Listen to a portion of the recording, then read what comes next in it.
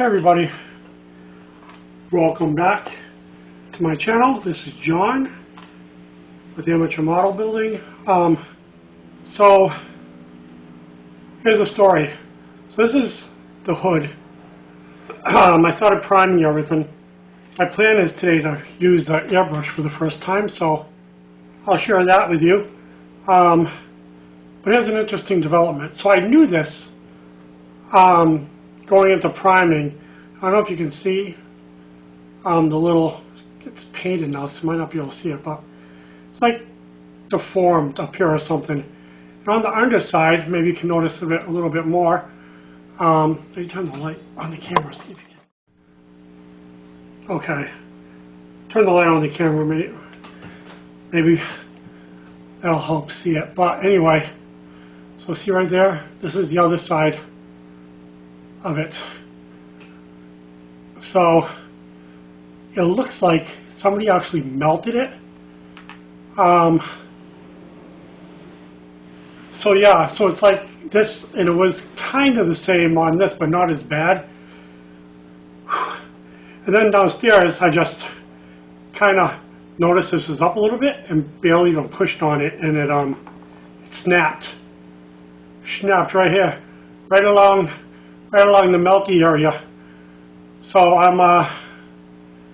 don't know if this is a thing or not, but I'm almost wondering if it was broken and they tried to melt it together. But I put some glue on it, some super glue, so I'm hoping that'll hold. The only problem is it's bent up a little bit on the end, and I don't know what to do about it. I don't even know about sanding that. And if I don't sand it, how do I smooth it? This part I'm not really too concerned about because it's underneath the hood. Sure, you'll see it if somebody takes the hood off, but this side is egregious. You can see it.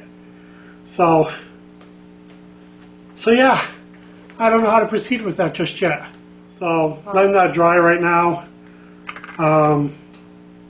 So far, I think I showed you. I got the chassis done, the frame done.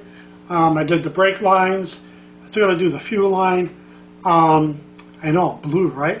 But I heard of this thing, bluing metal or steel. So I looked it up. It's a thing. You can do this process called bluing to steel, which kind of turns it blue, but it prevents it from rusting or corroding. I did a blue treatment on my frame. Agree, disagree? Oh, I guess it doesn't matter. I like it. So, so there's that. Here's the engine. Again, this whole engine was chrome. Man, you know, I got to write down where I learned these things from. But I saw somebody. It's definitely one of you guys, so you can message me if it was you. You took the metal, you took the chrome parts that you don't want chromed, and you threw them in bleach. And it was amazing. It was like you just watched the chrome disappear. It was like a matter of seconds it was gone. So yeah, that was awesome. So yeah, I did so I dechromed the manifolds, painted that gunmetal. I also did the carbs. I dechromed those except for this part. I left chrome. I left the air filter chrome, I should say exhaust. So the tub. Thanks, Terry, from Harvey Barn. He recommended taking my brushes, which I was using, and cutting the bristles down to make them firmer, and that did a heck of a job because I got so much of this off. You wouldn't believe how thick the paint was in here on everything. Actually, even the chassis, I didn't realize. I left it the way it was, but in this corner where the fuel line is, it just pooled. I didn't see the difference on my brake line coming this way because I had to kind of more freehand that because you couldn't really see it because all the paint pooled in this corner. So So yeah, that was probably a lost opportunity. And I suppose if I wanted to, I could soak this and start all over again. I don't know. I'm still mulling that over because I mean, you know, it's not perfect. And I feel like I should, but I also feel like I put a lot of effort. I got you here. I'm going to see if I have a hood. Alright, so I do. I have two.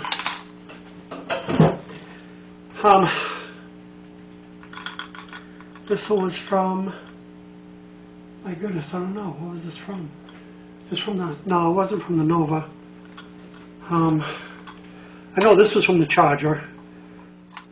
But this isn't even Camaro right, you know? This isn't even, see what a Camaro hood looks like. This is the scoop for, this is the scoop for the Camaro, but it is missing a piece. There's supposed to be, there should be a piece that goes like in between these two to lift that a little bit, but it's not present. And this too is broken. I did glue this back on. You can probably see the dark line from where it was glued. So yeah, I don't know how I feel about that. I don't know, I'm just worried about painting things and having them looked like they were patched up in a Frankenstein laboratory. So, alright, so that's gonna do it for this part. Soon I will see you at the paint booth. Alright, so full disclosure. I went down and did some airbrushing. I know I said I'll let you see the first time, and I wanted to make sure I was going to do it right because I wanted to be impressive, right? So here's the firewall. If I do a few more coats, this is 3 or 4. It's really splotchy. I looked up the paint I was using, and it says to do a 50-50 mix on it. So I used 50% paint, 50% alcohol. I don't know, should I be using thinner? I watched somebody, he said that he uses the alcohol because it dries a lot faster. So I don't know, was that my mistake? Should I have used thinner and not alcohol? But I mean, I could have used water too. They are water-based paints. Or should I just buy pre-mixed? So I'm not sure. I might give this another bath. And then this came out about the same. Yeah, it's just really splotchy. Maybe it is just a matter of some more coats. But it just looks like the paint settled heavier in spots than it did the others. It's not like it's an even unevenness. If that makes sense. It's kind of like just all over the place. So yeah. So I'm debating, I'm going to post this video before I do any more airbrush painting. I want to see what your opinion is.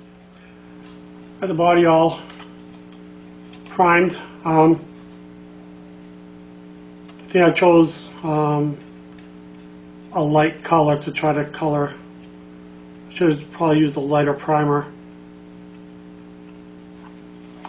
This came out pretty good. Still not sure what I'm doing about the hood. And here's another question. So I've been using, I got 2 airbrushes with the kit. One is adjustable, you know, one is just single action. Now the only thing I've put through that has been food coloring, and I clean it every time. The multi-action one is only blowing air. I was flushing everything through when I was using it. I would even flush through some alcohol when I was done. Did I pull it completely apart and clean it? No, I mean, maybe that was my mistake, but when I noticed it wasn't doing it today, I thoroughly cleaned it. I took it apart, cleaned it, and put it back together, and it's still the same thing. It's only blowing air. The needle's fine. It's not bent. Yeah, so I don't know. I don't know. Like I said, the single action. I bought the single action. It's a. So yeah, this was done with single action. That could have been part of the problem too, but yeah. So I don't know. Maybe I have to just buy another nozzle for it because it doesn't seem like. It seems like that's the problem, is the nozzle. So it's been an exciting day to say the least. I am going to not do anything more. I am going to post this video, and Lord willing, a lot of you watch it, and I will have lots of comments to sift through to figure out, one, why the nozzle's not working on the multi-action airbrush, and if the single action airbrush or the too thickness, wrong thinner is being my bane, my kryptonite. So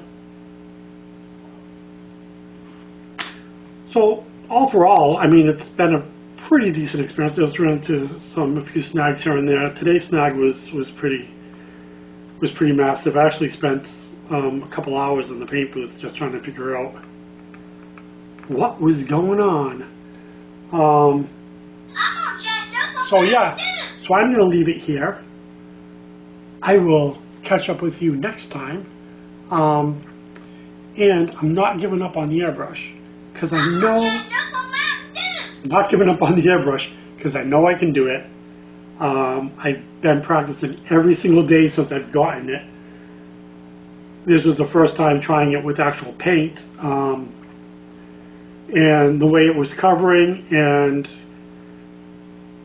having to use a single action where I got used to using the trigger action kind of threw me for the loop too. But yeah, anyway, so please like, subscribe, comment below. I need your comments below. Ignore my messages coming through my phone right now. And yeah, I will catch you next time. Thank you for joining me. Thank you to all my subscribers. Looking forward to having some new ones. And we'll catch you next time. Thank you, and God bless.